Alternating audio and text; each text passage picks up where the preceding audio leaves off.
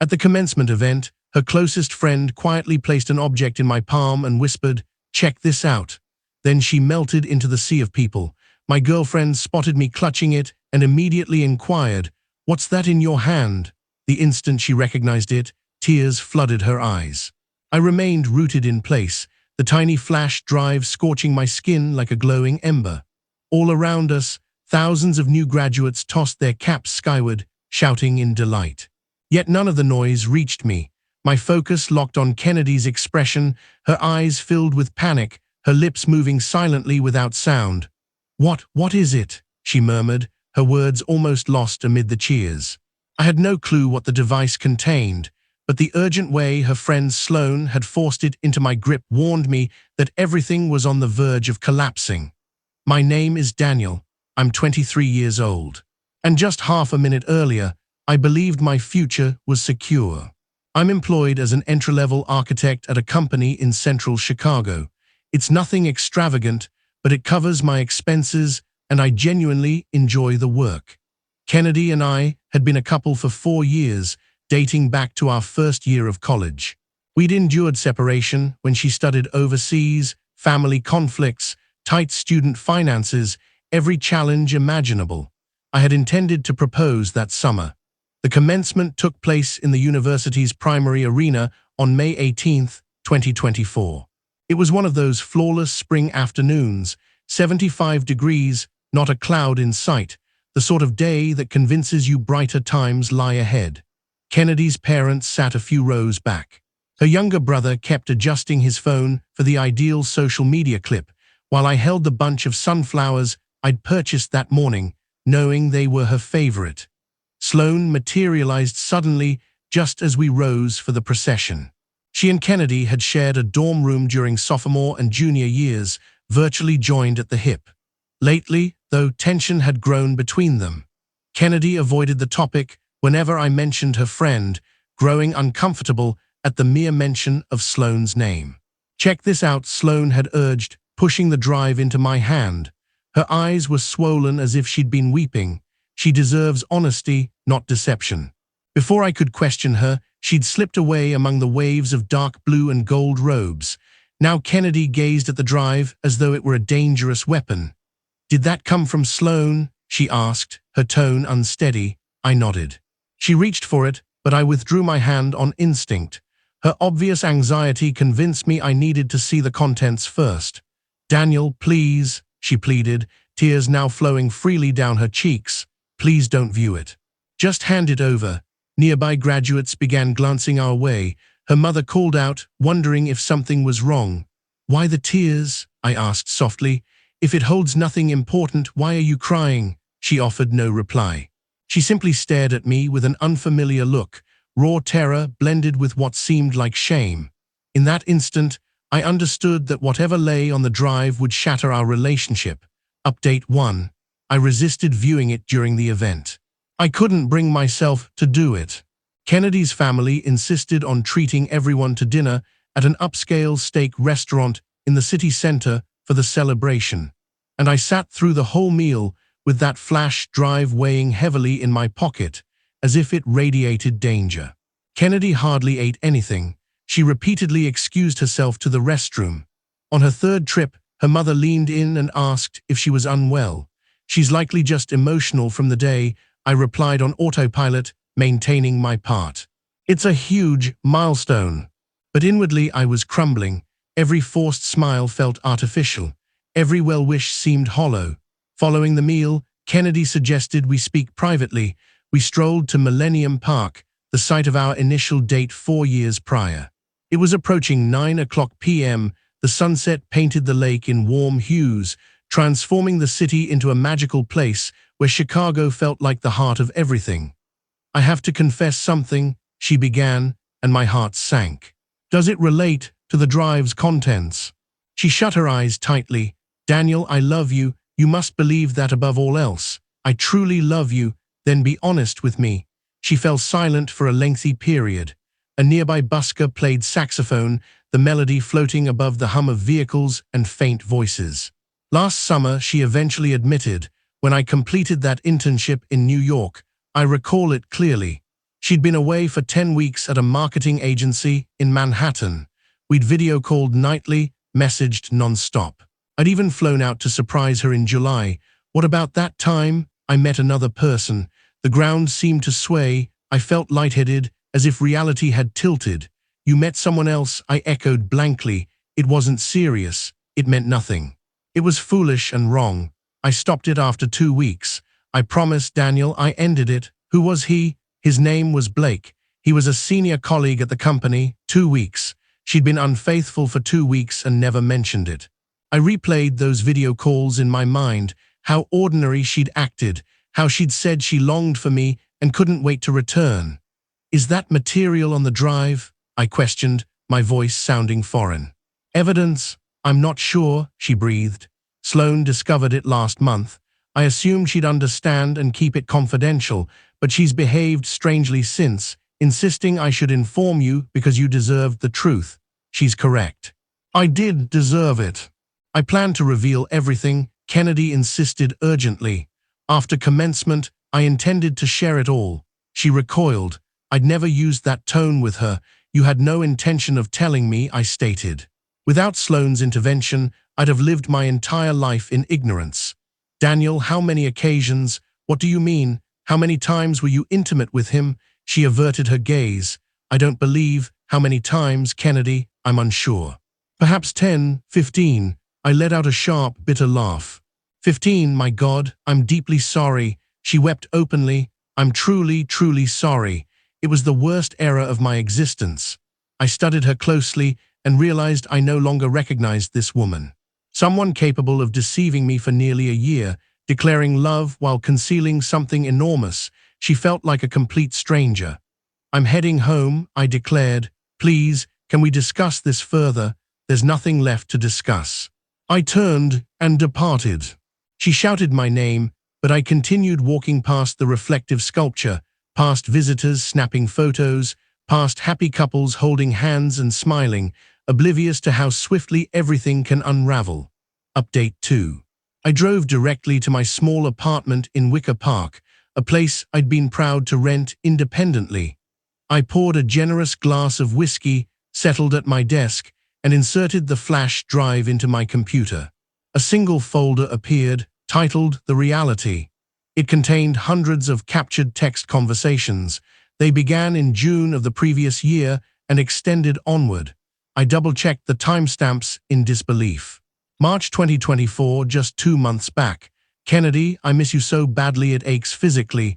Blake, then end things with him. We've discussed this. Kennedy, I can't. His family adores me. We have so many future arrangements. Blake. Arrangements you don't truly desire. Kennedy, that's unfair. Blake, you said you loved me. Kennedy, I do love you.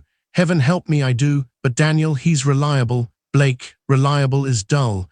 Kennedy, reliable is genuine. What we share isn't sustainable. Blake. It seemed very real when you were beside me last weekend.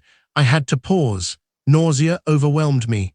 Last weekend, she'd claimed a trip to see her cousin in Milwaukee. I continued scrolling. Photographs appeared too, them dining out, at a rooftop lounge, in bed with her resting on his chest. In one image, she wore the necklace I'd gifted her for our anniversary, yet the messages weren't the most devastating. Bank records showed monthly transfers from Kennedy's account to a woman named Vanessa Hale, Blake's former partner.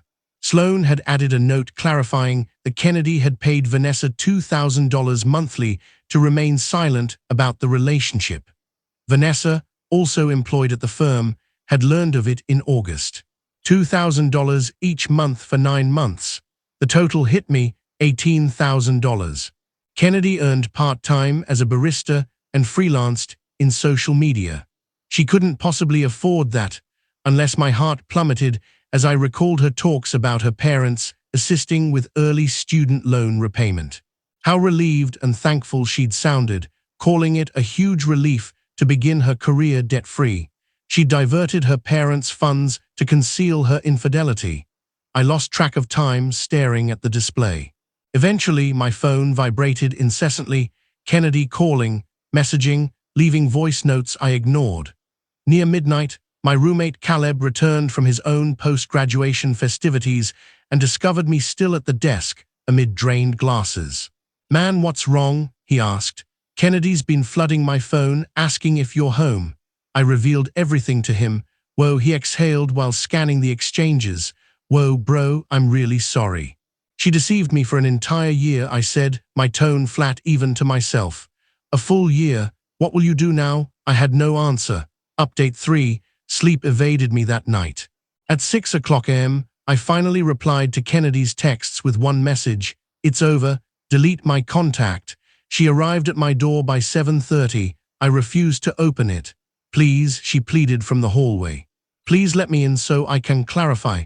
You've been betraying me for a year." I responded evenly. "You used your parents' money to silence his ex." "What more needs explaining?" Quiet followed. "Then you examined the drive." "Yes, I saw everything on it." "Daniel, please unlock the door." "No, I love you. I realize you doubt it, but it's true. I committed awful errors, but we can repair this." "Counseling, perhaps." "We could. There is no we left." I heard her slump against the door, sobbing deeply, heartbreaking cries that once would have shattered me. "He doesn't even desire me anymore," she admitted eventually. "Blake ended it in March. That's why it stopped. Not because I chose you, because he rejected me." Strangely, that worsened the pain. Her recent loyalty had been involuntary, only because her lover discarded her. "My parents are unaware," she added. "They believe we are still together. They're organizing that family vacation to the Wisconsin cabin. Remember, tell them yourself." "I can't. It would devastate them. They adore you. You should have considered that earlier." Silence again. "Then will you inform them about Blake?" "About the payments, I hadn't decided. One side of me wanted her parents to see her true character, but another simply craved closure. "I'm not sure," I admitted. "Right now, I just need you to go." "Daniel, please." "Kennedy, leave now." I listened as her steps faded down the corridor, the building door shutting behind her. Only then did I allow myself to collapse. The following days blurred together. I took sick leave from work, silenced my phone, scarcely ate. Caleb encouraged conversation, but words failed me. The woman I'd planned to wed had led a secret life, and I'd been blind to it. On the third day, Sloane messaged, "I regret the timing, but you needed the facts. Why reveal it now?" I replied, "Why during commencement?" Because she intended to accept his offer. I froze, staring at the screen. What offer? Blake invited her to relocate to New York with him. He'd secured a position at a major company there and wanted commitment. She confided the night before graduation that she was contemplating it, admitting she'd been dishonest with you and had to end the pretense. Then why refuse him? She hadn't refused. She planned to agree. She meant to end things with you post-ceremony, inventing excuses about needing independence or career focus. She'd arranged to move in 2 weeks. The revelation struck like a blow. "How do you know?" She disclosed everything to me. We'd been drinking early in celebration. She expected my approval. When I urged honesty with you, she grew furious, accusing me of envy. That's when I decided to act. "Thank you," I wrote. "Truly, thank you. You're a decent man, Daniel. You merit far better than her treatment." Final update. 4 months have passed since commencement. I'm improving, not perfect, but progressing. Kennedy attempted contact several more times in June, but I blocked her everywhere. Mutual acquaintances later shared that she informed her parents of our split, claiming we'd simply drifted apart with differing goals. Her mother phoned me once, tearful, asking if reconciliation was possible. I kindly said no and ended the call. I still care enough about them to avoid shattering their view of her. Apparently, Blake did reject her again in May, shortly after the event. She'd relied on moving with him, even terminating her lease, only for him to reunite with Vanessa. Consequently, Kennedy returned to her parents' suburban home. Sloane told me Kennedy suffered a breakdown in July and began counseling. A small part of me pities her, but mostly I feel detached. I earned a promotion in August. My company is designing an impressive mixed-use complex in the South Loop, and I joined the creative team. It's the exact chance I'd envisioned. For the first time in months, excitement stirs within me. I've gone on a handful of dates, nothing committed yet, and I'm not hurrying. I'm rebuilding faith in my instincts, noticing warning signals, prioritizing truth above all. Caleb observes that I've changed, more cautious, more reserved. He's likely accurate. Experiences like this alter you deeply, but perhaps that shift isn't wholly negative. Maybe I required the lesson that not everyone professing love truly feels it. I spotted Kennedy once in September at a cafe near work. She sat with an unfamiliar man, smiling at his joke. She appeared content. I exited before she noticed. Hatred never took root. I expected it might, but it didn't. Mostly I feel sorrow for us both, for the potential loss to dishonesty, for years spent on an illusion. Sloane and I have become friends. She carries guilt over the delivery method, wishing she'd intervened earlier to spare me the wasted time. Yet I appreciate her action. She provided truth when others withheld it. That demands bravery. I still possess the flash drive, unsure why I retained it, perhaps as a cautionary token, perhaps evidence of reality. Occasionally at night, memories of those messages surface, her lying while messaging him from my apartment, and anger surges. But I remind myself she's no longer my concern. Any remorse she bears is hers alone. Someone recently asked if I'll ever trust again. I'm uncertain. Currently, I'm focusing on trusting my own judgment, to spot dangers ahead, heed intuition, refuse to accept love treated as convenience rather than devotion. The sunflowers from that day withered long ago. I left them on my counter until fully dried and crumbling. Tossing them felt like sealing the past. I'm 24 now. I have a solid career, a comfortable home, loyal friends. I'm managing. Some days I'm genuinely good. And the greatest lesson from this ordeal is that truth, however painful, always surpasses a fabricated existence. Edit 1. Many have inquired about the $18,000 Kennedy sent to Vanessa. I never directly informed her parents, but I forwarded Sloane's files to Kennedy with a note demanding she confess the money's true purpose. I don't know if she complied. Edit 2. Blake was reportedly terminated from his New York role in October for improper conduct with several colleagues. Some patterns persist. Edit 3. I'm not seeking guidance or pity. I simply needed to document this to process it. If you're facing a similar situation, someone has delivered your own symbolic flash drive. My only suggestion is to examine it. The reality will sting intensely, but you'll finally understand your true position.